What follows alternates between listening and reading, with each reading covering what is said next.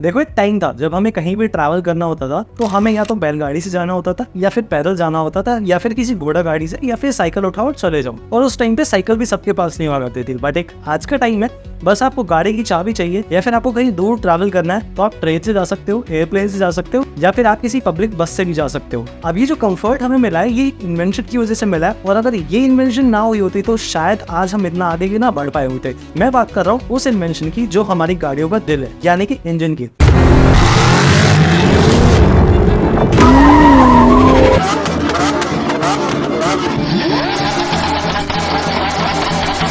तो आज का इंजन है उसे हम इतना डेवलप देखते हैं, बट एक समय ऐसा भी था जब वो इंजन ऐसा नहीं था। इंजीनियर्स ने समय के साथ साथ इसमें बहुत ज्यादा इनोवेशन की है, उसी का फायदा हमें आज मिल रहा है कि हमारा ट्रांसपोर्टेशन बहुत ज्यादा फास्ट हो गया है। एंड जो कार्स के इंजन है उनमें से भी जो एक इंजन है जो बहुत ज्यादा खास माना जाता है वो है वी इंजन।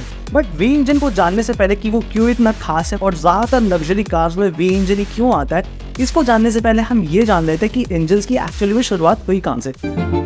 17वीं सेंचुरी में इन्वेंशन हुई थी स्टीम इंजन की, एंड थॉमस न्यूकैमन जिसने इसको इन्वेंट किया था।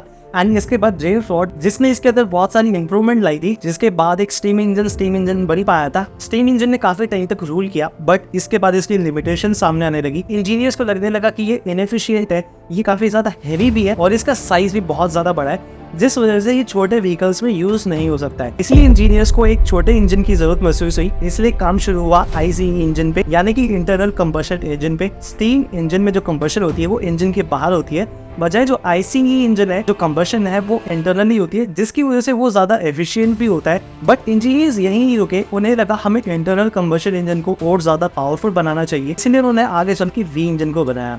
अब मैं आपको वी इंजन और बाकी सारी इंजन टाइप के बारे में थोड़ा सा बता देता हूँ। जैसे इनलाइन इंजन है, इनलाइन इंजन और वी इंजन और ये डब्ल्यू इंजन को ज्यादातर इनके शेप के बेसिस पे डिवाइड किया जाता है। जैसे इनलाइन इंजन में जो सारे पिस्टन्स होते हैं वो स्ट्रेट लाइन में होते हैं, इसी वजह से उसे इनलाइन इंजन भी कहते हैं। जबकि वी टाइप जो इंजन होता है उसमें पिस्टन की जो शेप होती है वो वी शेप होती है, और वो ज़्यादातर 60 डिग्री या फिर 90 डिग्री के एंगल पे बैक होते हैं, इसी वजह से उसे वी इंजन कहते हैं। एंड डब्ल्यू इंजन में जो पिस्टन्स की शेप होती है वो डब्ल्यू शेप होती है। इनमें से सबसे ज़्यादा तो खास और जो पावरफुल इंजन है वो वी इंजन है। वी इंजन को जनरली हाई परफॉर्मेंस के लिए यूज़ किया जाता है, बट वी इंजन से पहले इन्वेंट हुआ था inline engine. But inline engine में ऐसी क्या कमी आई जो हमें वी इंजन बनाना पड़ा?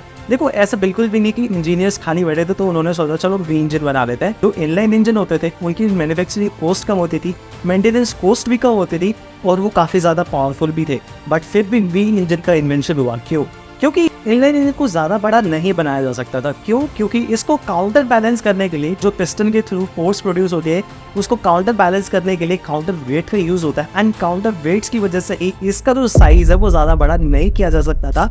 एक और समस्या थी, इनलाइन 12 यानी कि 12 पिस्टन्स के बाद इनलाइन 14 या इनलाइन 16 तक नहीं बनाया जा सकता था, क्योंकि जो क्रैंकशाफ्ट है वो इनलाइन 12 से ज़्यादा का लोड नहीं ले सकती थी।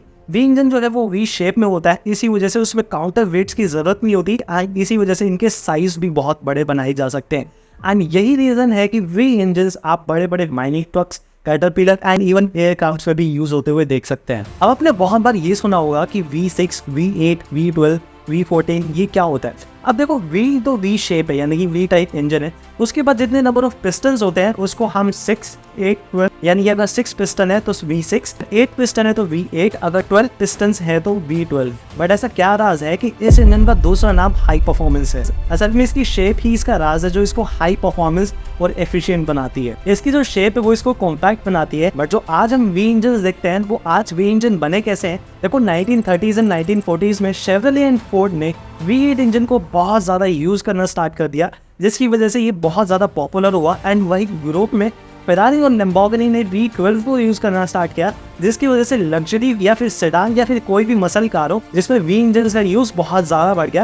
एंड इसी के बाद हाई परफॉर्मेंस के लिए वी इंजन को बहुत ज़्यादा यूज़ किया जाने लगा। और अगर ये इंजन्स ना होते तो आज जो आप ये छोटी छोटी कार्स में इतने बड़ी बड़ी परफॉर्मेंस देख पा रहे हैं ये भी आपको देखने को ना मिलती, और यही परफॉर्मेंस अब हो सकता है आगे चल के आपको देखने को ना मिले, क्योंकि धीरे धीरे ये इंजन्स एक्सटिंक्ट हो सकते हैं। बट ऐसा क्या हो रहा है कि ये इंजन्स अब एक्सटिंक्ट हो सकते हैं? देखो, सबसे बड़ा खतरा इनके लिए इलेक्ट्रिक कार्स का ही है।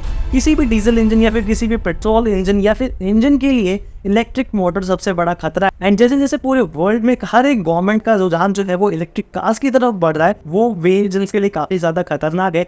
एंड जो कार एंथुसियास्ट है, जो एक कार को एक इंजन के थ्रू पहचानते हैं उनके लिए बहुत ज़्यादा दुख वाली बात है, बट उसके लिए क्या किया जा सकता है, एक होप ज़रूर है इनके लिए कि अगर हाइब्रिड टेक्नोलॉजी आगे बढ़ती है, क्योंकि हाइब्रिड टेक्नोलॉजी में मोटर्स के साथ वी इंजन्स भी डेवलप होंगे, एंड अगर हाइब्रिड टेक्नोलॉजी आगे बढ़ती है तो हो सकता है वी इंजन्स भी एक्सटेंड ना हो। बट आपका क्या कहना है वी इंजन्स के बारे में, और आपको कैसी लगी है वीडियो, कमेंट्स में ज़रूर बताना।